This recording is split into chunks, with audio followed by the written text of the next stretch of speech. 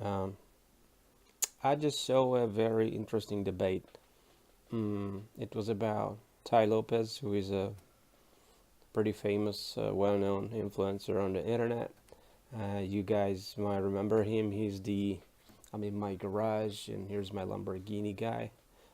His ads used to run on YouTube pretty often a few years ago, but ever since then he grew up and he became a a very powerful influencer on the internet.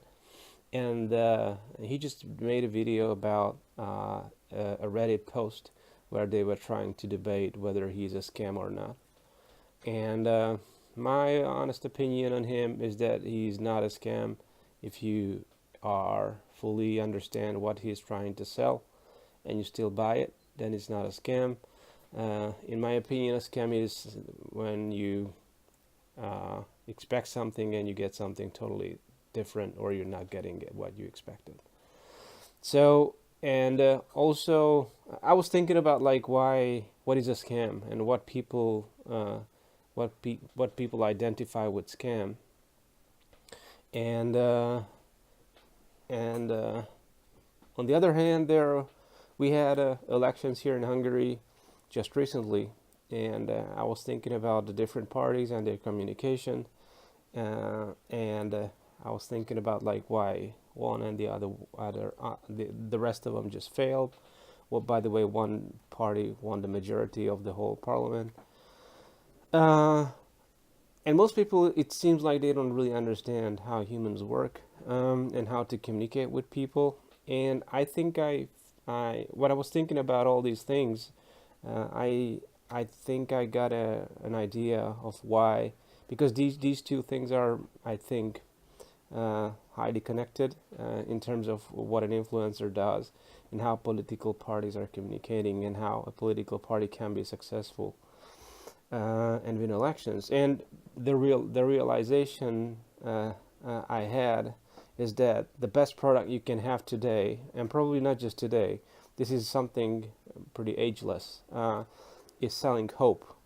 I think this is the common thing between these two, that both the influencer is selling hope, and and the political parties are selling hope. The successful ones are selling hopes successfully.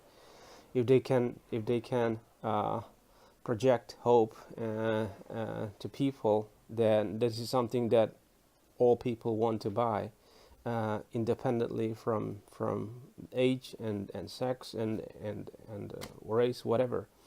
Hope is something that we all want, and this is very interesting. So basically, Tai Lopez's main product is hope, and it's a even though you might, and this is a very interesting question. Can you declare hope as a scam? Can you declare hope as a product as a scam?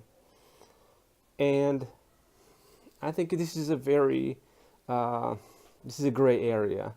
One, because if you sell a feeling to someone which makes them feel in a certain way, if they actually really have some hope, I think that can be a good thing.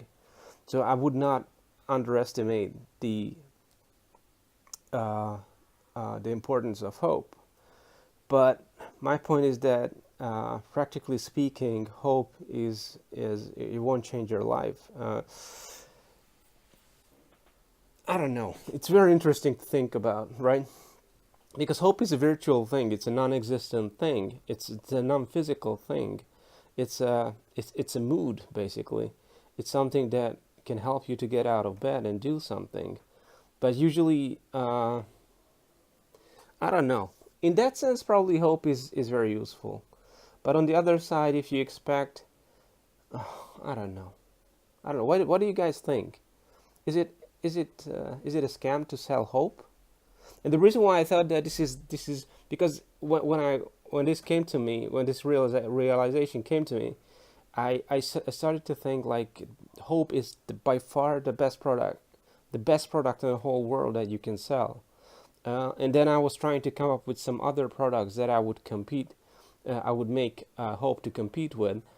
For example, I mean, the two other areas that came to my mind was selling weapons. That's obviously something that always good. That's a good business, no matter what.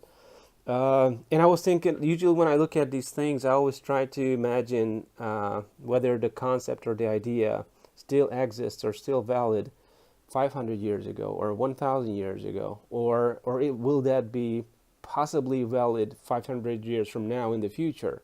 So that's what I always try to examine. And if both cases are valid, so it can stand the test of time, then most likely it is indeed a pretty stable idea or theory.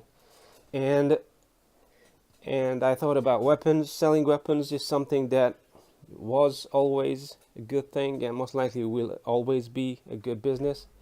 The other one it was idea I've had was healthcare, health-related devices, equipments, medicine.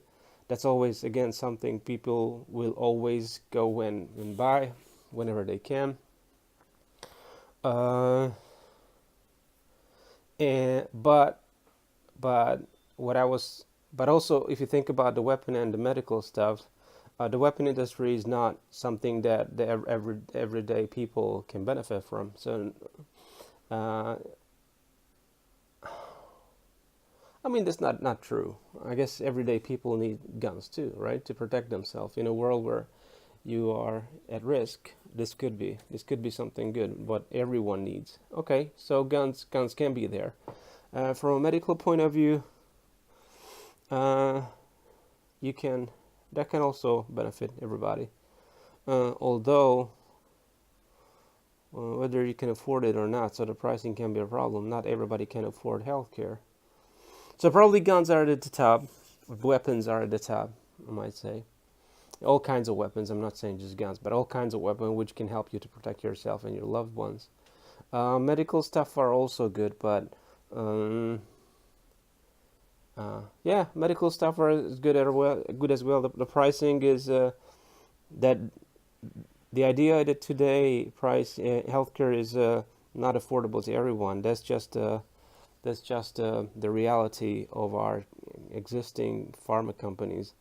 That's not something what the medical equipments and medicine have as a nature.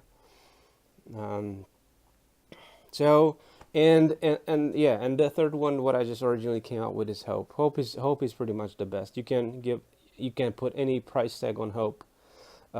People will try to spend as much as they have to get it, and and also hope is amazing because it's almost impossible to regulate. If you think about it, uh, how do you measure hope? You really can't measure hope. So there's nothing you can go to the police and you say, "Oh, I bought a bunch of hopes and I still fail." Like, okay, what am I supposed to do with this? There's nothing quantifiable here. Nothing to measure. Nothing to prove that what is hope and how much you measure it and what do you expect in return. So hope is pretty much this virtual thing which is completely uh, unquantifiable, and because of this, it's almost impossible to regulate. So probably still hope is the best. I mean, you can regulate weapons and you can regulate healthcare. Okay, so I think I got the one factor where hope wins among these three top products of all time is that hope is something government can't regulate. Like you can sell hope, and no one can blame you for that because those who buy it, there's no real definition of what they are buying. So they can't say they didn't get what they expected to get. Right. Yeah. So that's it today, guys. That's just an interesting idea that I had today. Is that being in the business of selling hope is probably the best business you can have in your life.